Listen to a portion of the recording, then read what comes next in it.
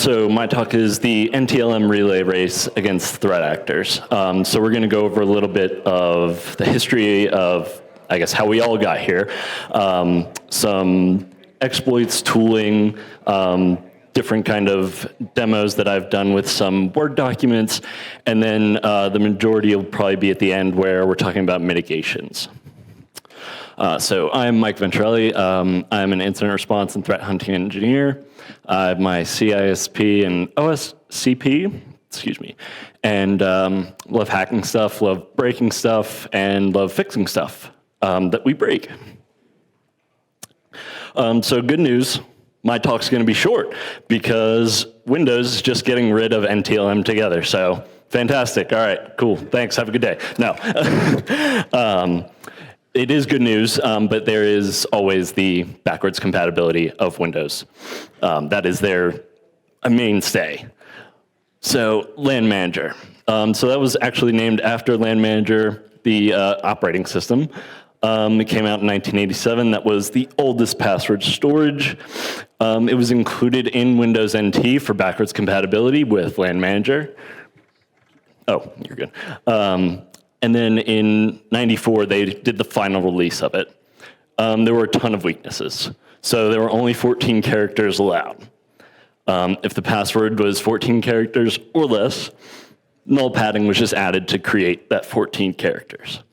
So converting the password to uppercase prior to hashing, they limited the character set and the key space.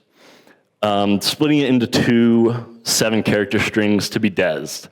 DES is now very crackable. So the 7-character split made it much easier to brute force those than a full 14-character string. There was a static value, the KGS value. It's right there, and it was with each derived key. So that was 2 different 8-bit ciphertexts that are then combined to create that 16-bit hash value. And if the password was 7 characters or less, the second half was always just computed as the static value.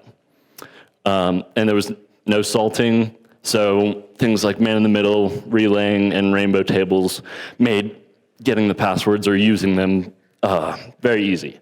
Does anybody recognize that last string? The AAD? It's a blank LAN hash. So if you've ever looked in the SAM or anything like that, that is usually that first portion of the NTLM hash. So the NT hash, also commonly confused with net NTLM v1. So the NT hash is the second half of that string, and I believe that's password 123. So you've cracked it. So they tried to use MD4. UTF-16 little endian because Windows, and then the password was using those two. So this is stored in the SAM and in the ntds.dit on domain controllers. NTLM v1 or net NTLM v1 was the challenge response protocol. So NT and LM hashes are both used. That's configurable, and when the client the server sends the challenge, the client performs the operation on the challenge with the secret shared between the server and the client.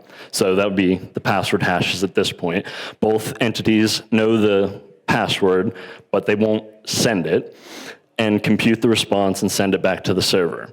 And the server verifies, yep, that's right. The client produced the right response and lets you in. And the algorithm below, so you can see 8 bytes, random server challenge, key 1, 2, 3, and again, these are all DES. So that the triple DES is an attempt to get better than the DES, but in reality, it was just DES. So NTLM v2, so this is what we commonly see a lot of today.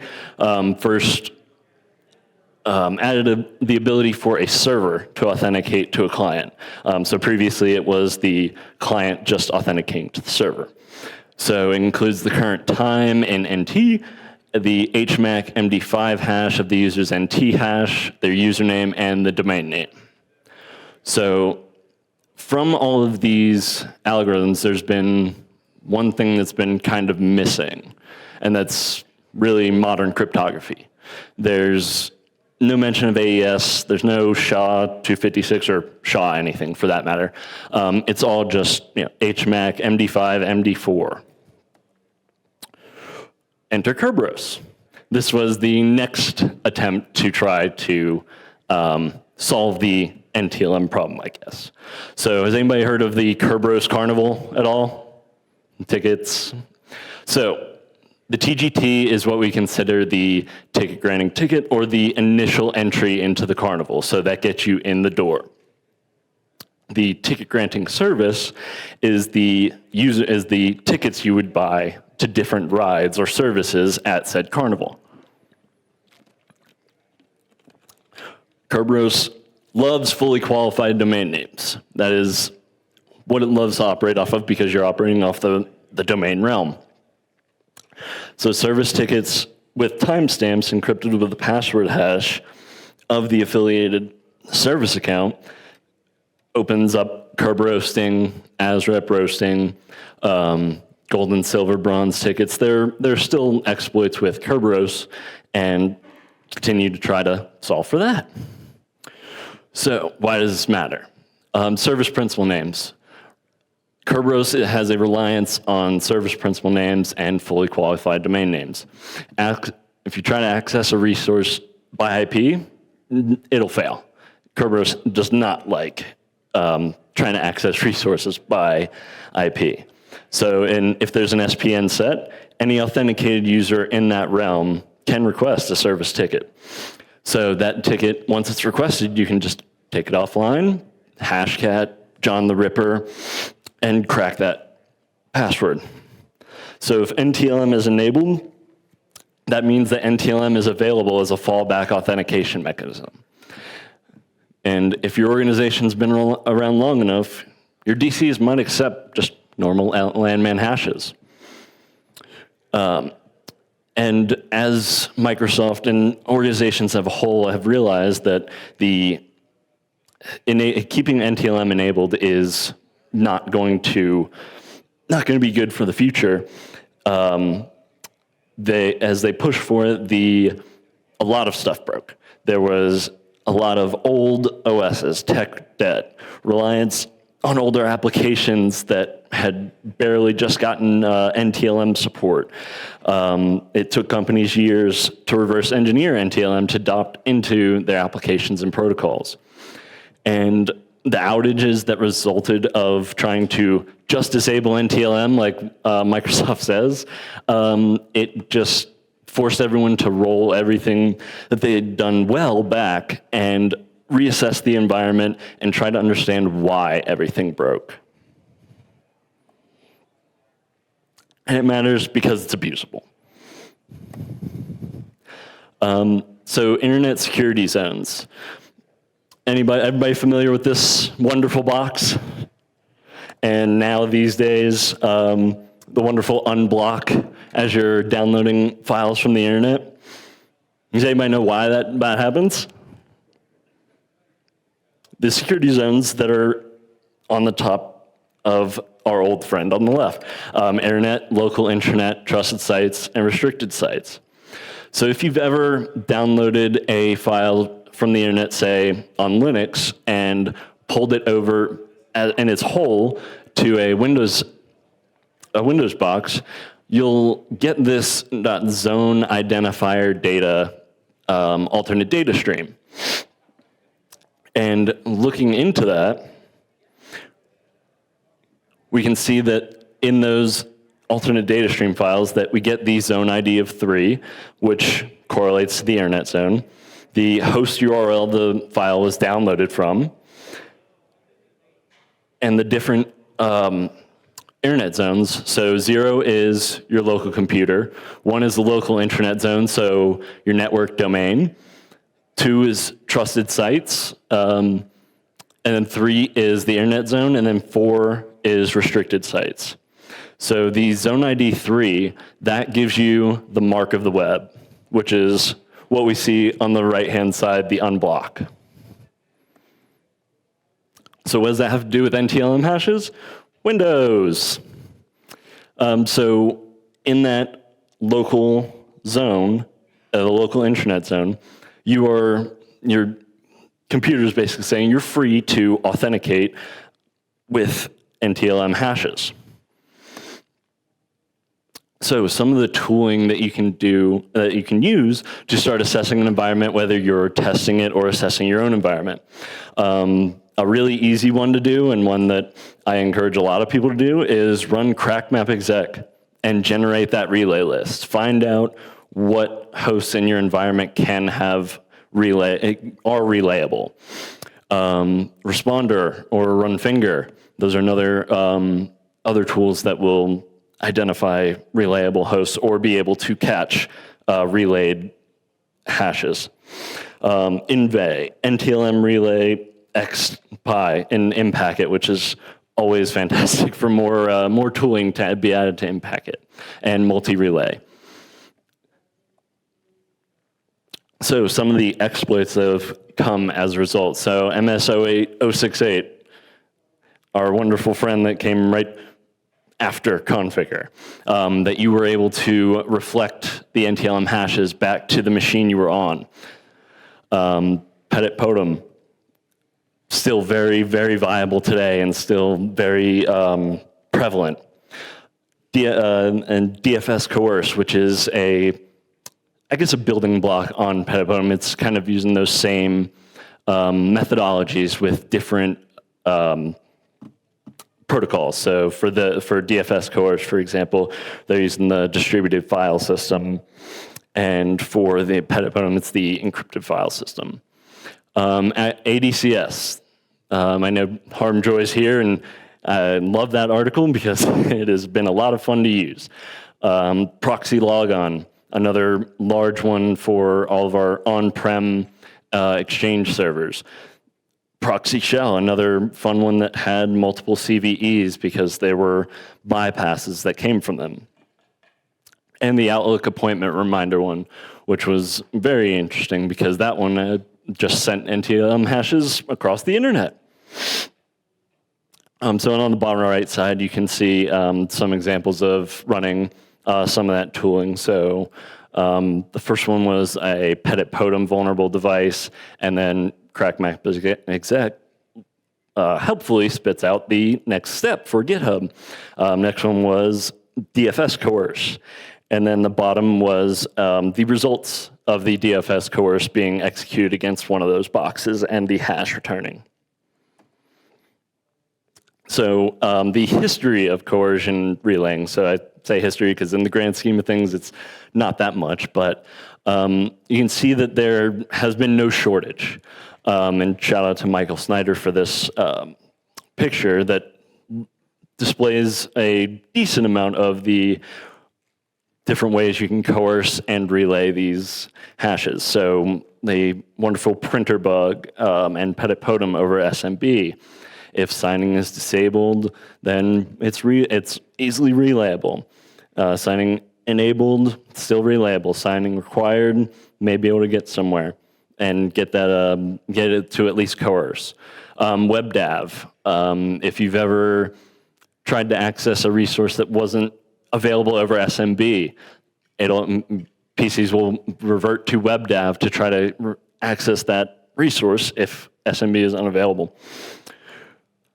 And then the relaying side, so if the signing is disabled and it's relayed over HTTP, then we get into ADCS, web access using SOCKS proxies, SMB, just straight up credential dumping, file and command execution, LDAP, Kerberos RBCD abuse, shadow credentials, just general domain enumeration, account elevation. So there's been plenty of those, and there's plenty more. And this is not even bringing into account LMNR, NBTNS, MDNS, all of those wonderful talking protocols all the time on a network. So Microsoft attempted to patch a few of these. So I called them quick and dirty patch rollouts. So proxy shell, as I mentioned earlier, has a few CVEs right in a row. So the first one came out, an attempt to patch, a bypass was quickly found, kind of all by the same person, Orange Sai, Petit Potem. So there was the initial release of that, and then the LSA RPC portion of it that came out. And then Felina, that was a fantastic one. I don't know if everyone remembers that was the Microsoft troubleshooting tool. They tried to just basically put a regex filter on it, and that was bypassed, I think, by the end of the day, once the patch had been rolled out. And then the Outlook EOP MS-HTML bypass. So that was the Outlook appointment reminder one. And that one had a couple as well. All right, so I have, let me start this. So I have some Word documents that I have started to, this is just a random resume sample. But one of the things I thought that was really interesting was the different ways you could almost social engineer somebody into clicking on one of these documents and getting a hash as a result if you're on a network and testing. So one of the first ways I thought that was interesting was when you just save a normal Word document. I don't think very many people use this anymore, at least I hope not. But if you drop down here, there is an option for a Word XML document. And if you save that now, Microsoft, oh, there it is, yep. It's got the little Word icon, and if I'm acting in a user capacity, let me turn off my file extensions. And if you just open one of these documents in a VS Code, it's just a big XML document. So what if we were to want to, I don't know, style that sheet? Well, we can take a line right here, this XML style sheet, save that. Oh, I should probably close it. All right, save that. And then over here, so I'll check, just make sure the IP didn't change. No, it did not, okay. So I'm just gonna start an Packet SMB server. And when I open this, it'll use the Word XML handler. And of course, the demo gods hate me. But you can see on this side, even though that didn't open properly, I still got what would be the semblance of a hash. Now, this device is Azure and Intune joined, so it just spit out nothing. But in the case of an actual a device on a on-prem domain network, you would get an NTLM hash here. So that's great, but at this time, I mean, when you see that type, you're not. A lot of people are going to be suspicious of that. So what if we did just a normal Word doc, and we had the resume that copied.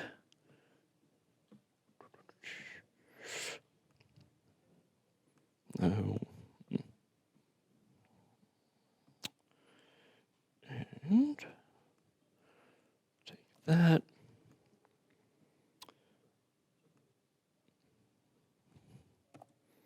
And what if I just wanted to, at the top, insert an object right here. And then I'm going to select this create from file. So what create from file allows you to do is to link to a file, whether it's external or other, or on your main host, and you can link whatever you'd like.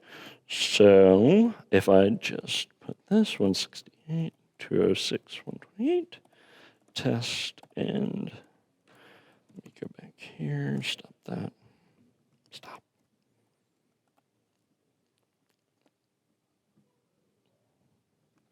and linked in .png, which is right here on this desktop. And I link it to the file. Okay. Oh, I need to start the server, don't I? Okay. So now that's going to try and reach out and not grab the file? Okay.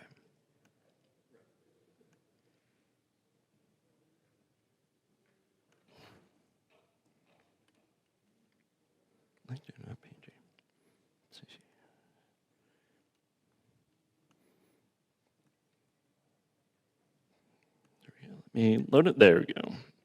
And then I just take this and make it 1 pixel.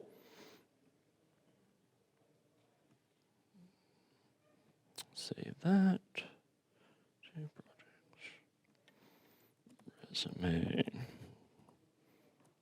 Docx. So that is just a standard docx file that we would expect to see. And disconnect.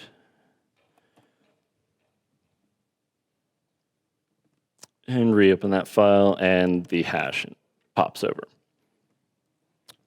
And then the third one that was a little bit more complicated to figure out was just a standard docx with nothing else in it. So I'm going to build a bold modern resume.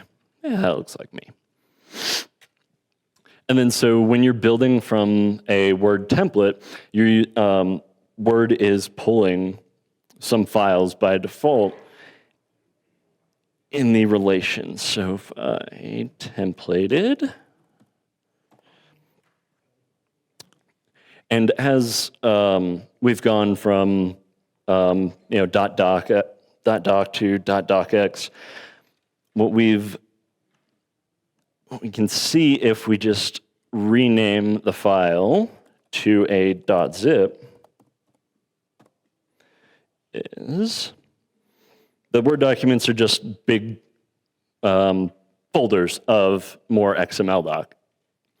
So if we go into Word and rels,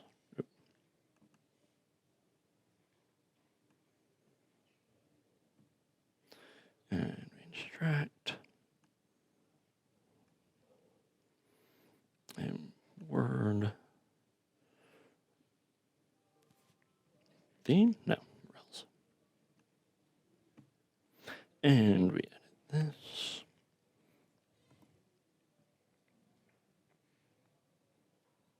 Oh wait, that is the wrong one.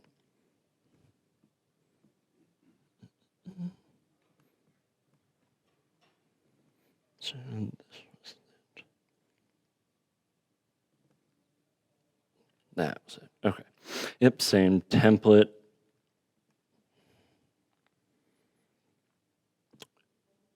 And then here, so we could Word, rels, and our settings.xml.rels for the templated portion. We can just change the target of trying to load the template to a asset that we control. So in that same regard, when someone takes, I can get there. And we restart the in-packet server. Of course, I picked the broken one. And we go back here. Where did that go?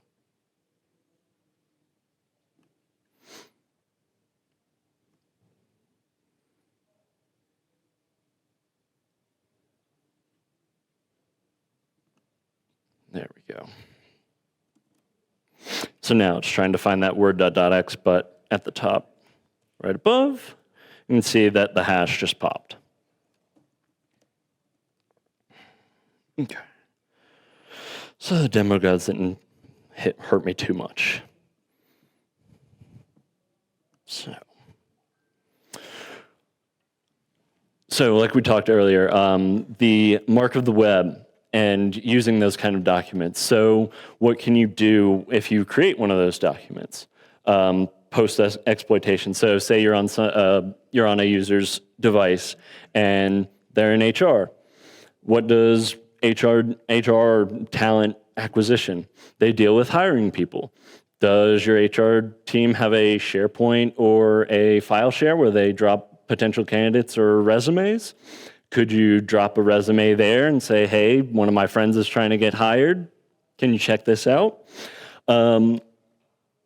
Another way you could be a bit more, see if how many curious people you have in your organization is maybe drop salaries or raises documents in file shares, or just leave them hanging around and see who pops up. If you get into a user's mailbox and you've compromised it, then you may be able to send that resume over to talent acquisition yourself, or send a PO over to finance yourself. And then once you have those hashes, password cracking. So I've got a wonderful password cracking methodology over to the right here, written by one of my good friends. But a lot of it can just be boiled down to using John the Ripper or Hashcat, and just building a methodology, figuring out what works best. So do we have a lot of users that use seasonal passwords? Maybe we start going that way. Have we tried using any mutation rules? Anything like that. So that's all bad and that's all terrible. Now what? I would start with an assessment of your environment. One of the ways you can really just start is using PowerShell on your DCs. So checking your LAN-MAN compatibility level, which is a fun thing to say. So running this simple query will tell you a number for your LM compatibility level. That doesn't really help anybody until we read the documentation from Microsoft that, the two from that one back there was clients or devices use NTLM v1 and they use NTLM v2 SSP if the server supports it. Domain controllers accept LAN-MAN hashes, NTLM hashes, and NTLM v2 hashes. So another thing you can do is start looking at your GPOs. So what do you have set for your allowed responses?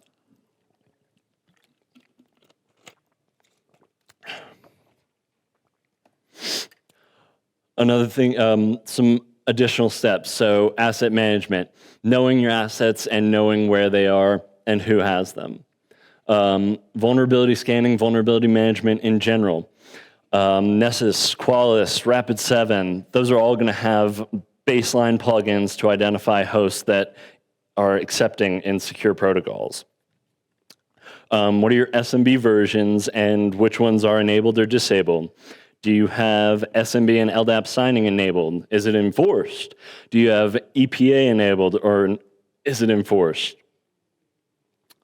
In terms of other protocols, LLM&R, or low-level multicast name resolution, NBNS, NetBIOS name system, WPAD, multi-DNS, are any of those enabled? Those are all fantastic ways for hashes to be flying around in your environment and Responder to just pick them up. Password reuse, password assessment. So getting onto your DCs, grabbing, attempting a password assessment with an ntds.dip file. Seeing who's using autumn 2020 and 2021 and just rotating it over and over and over. Looking at your domain controllers to write errors to event viewer when NTLM is used. If anybody's been on a domain controller in an older environment anytime recently, there are probably a big old portion of netlogon errors just popping over and over for devices using insecure protocols. Before you get to that, make sure you configure your event logs to retain properly. If you're using a SIM to get those logs into a log aggregation area where you can start parsing through it a bit more, you want to make sure that your event logs are retained longer than the SIM will pull them in, so you're not losing any of that data. DCs in large environments, those will roll quickly. In a previous organization, I think our DC logs were rolling just about every 15 minutes with 100 meg logs. Again, the ingestion versus your log rolling, just make sure you're not missing any there. And then once you've got those logs in that SIM, start building dashboards, start building alerting, and start prioritizing the resources. Is a system that is put away and segregated from everything really that important as the medical system that is running on another one, or a education system?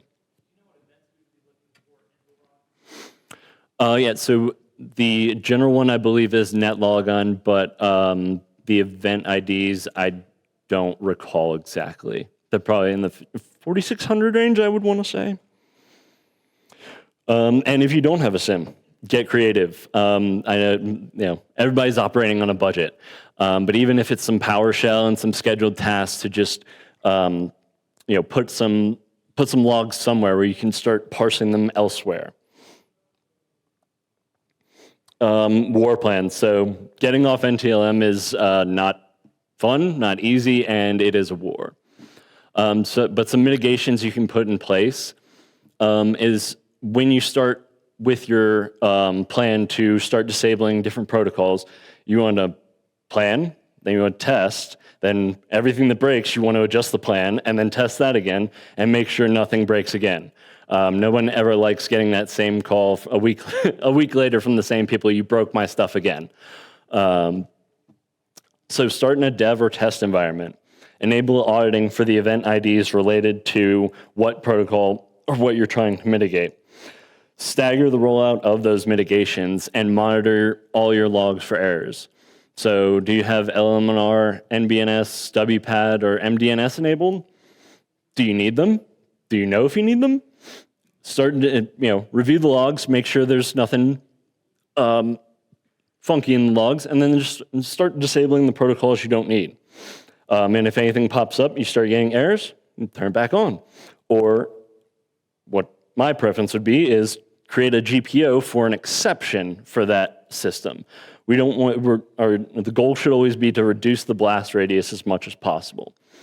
Your SMB versions, do you have SMB v1 enabled? Do you have any signing enabled? Do you have LDAP signing enabled, or is anything enforced? Those are all fantastic mitigations to put in place, and those are all things that you can slowly increment. And again, you can also create additional GPOs to just keep those exceptions to an absolute minimum. Finding your easy wins. Some modern systems and applications that are already compatible or not using deprecated or legacy protocols. So from the alerting the alerts and event logs you've been setting up, you should have an asset list basically that are generating those errors. And then from your asset management portion, that is key to knowing all of your assets, and then being able to delta those everything in your asset management list versus the ones generating errors. That'll give you a starting point where you can switch over and you won't see any impact or minimal impact. I'm not speaking out. I won't ever say never. So once you switch those over, monitor the logs for any errors. If errors start occurring, throw them in the exception group, figure out why they broke, and then come back to it. That's another portion is we'll just say, okay, we need to roll it back and the system's too critical. Being able to come back to it and find the root cause and get it protected is way better than keeping exceptions. So operating from a dev and test environment, we all have dev and test environments that are one-to-one to prod, right? So having one of those does enable your production teams to take quicker action after the testing concludes. So we know there's one for one. We know that everything is set up the exact same, and we can make moves on it. Does that always happen? I don't know that everyone always has a dev test or UAT environment. So like I was mentioned earlier, password reuse and assessment. So finding out what, are all your local admin credentials the same? Can somebody just crack one of those and start laterally moving to the rest of your environment? They don't need user credentials at that point. Local administrator, that gets them above. Laps or Laps v2 now, fantastic mitigations. And like I was talking about earlier, ntds.dit. Run that through your password cracking methodology on your own environment. I wasn't blown away, but you might be blown away at what you find. So eventually, you're gonna, once the mitigations have been put in place, it's time to root cause it. So we're going to keep that same idea of plan, test, adjust that plan, fix anything that broke, and test it again, make sure all those problems were resolved. So let's say if you're starting in that dev and test environment, you want to work from the bottom up. So if you're starting from an LM compatibility level or LAMA level of 0, which I hope you're not, do not try to boil the ocean and go from 0 to 5 or 0 to 4 in that setting without fully understanding the environment and the implications of what you're doing, because stuff will break. And again, find your easy wins. These are all, you've got your Windows 10 and 11 devices. Windows 11, they're going away they're getting rid of NTLM. Your Windows servers that are modern. So you should have that list of assets again, and then being able to delta those and make positive movement on that. So application assessments and configurations. So making sure that your applications and your configurations aren't trying to call out a systems by IP. Like I mentioned earlier, Kerberos just despises trying to connect by IP and will fail. So if it's not an FQDN, you need to look into that and make sure that you switch to an FQDN or get some DNS over there that will help. RDP. Do you have RDP gateways? Do you have remote desktop services? Those will be something to take in consideration as you're mitigating these. And same with the network level authentication with RDP. And like I was mentioned, the exceptions. So utilize your exceptions only when there is no other solution and you've exhausted all your options. The attack surface and blast radius reduction that you get just from doing this and saying, can someone relay hashes to all of my systems or just a smaller subset of legacy systems that we're working through? And then in that exception group, do you have additional logging, monitoring, other controls in place that you'd be able to see, oh, somebody is trying to pass a hash somewhere? And as we saw in the demos earlier, Autopilot and Intune, my machine was not throwing hashes around because it had no hashes to pass.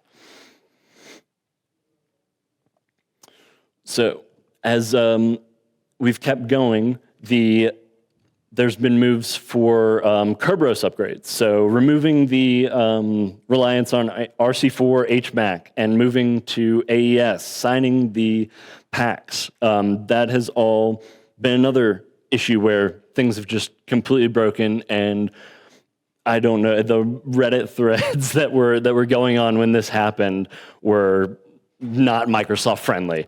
They were not able to answer a lot of questions, but it's gotten better now, and there are different ways to mitigate any of those issues that are found as people are upgrading their Kerberos encryption schemes. I know that one of the big threads was that when you pushed the updates, the DCs would just be stuck in reboot loops. They would just reboot and reboot and reboot until you were able to actually roll back or go back to a snapshot.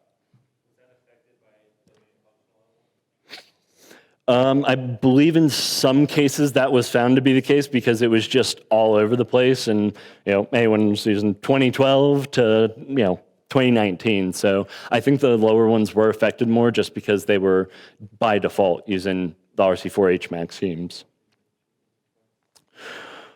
Yeah. So that's it. Any questions? Oh my goodness, that is bright. All right. Absolutely. Absolutely. I can do that. All right. Thank you all.